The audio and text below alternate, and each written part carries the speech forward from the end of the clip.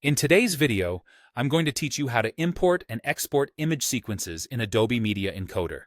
This skill is incredibly useful if you have a series of still images that you want to compile into a seamless video, whether it's for animations, time-lapses, or any other project requiring a slick conversion from images to video format.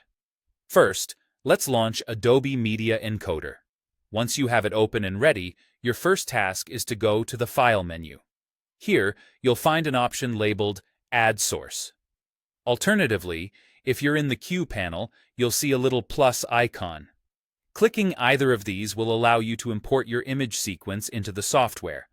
Now that you've initiated the import process, navigate through your directories to locate the folder that contains your numbered still image files.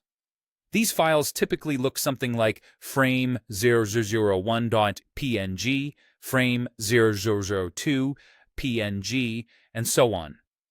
Ensure your images are correctly numbered to maintain the desired order when they are compiled into a video.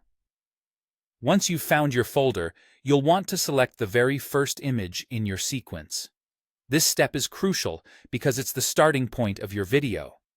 As you select the first image, keep an eye out for a checkbox labeled Image Sequence. Make sure this box is checked. Selecting this option is what tells Adobe Media Encoder to handle your collection of still images as a single continuous clip, instead of treating each image as a separate file.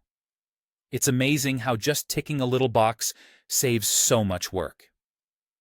With your image sequence now loaded, you'll see it appear as a single job in the queue. This means there's no need to import each image individually, streamlining the process considerably. Next, let's focus on setting the output details for your video. You'll see an area for format presets within the Queue panel. Here, you can choose your desired output format and any relevant presets. This is where you have the flexibility to decide how you want your final production to look by selecting factors like frame rate and resolution. Make sure to set the output file name and location to something you'll remember. It's best to keep it organized and easy to find later. Once all these details are set, you're almost ready to bring your creation to life. The final step involves rendering your project into the desired video format. After double-checking your settings to ensure everything aligns with your vision, press that magic Start Queue button. You can sit back and relax as Adobe Media Encoder stitches your images together into a cohesive video file. And there you have it.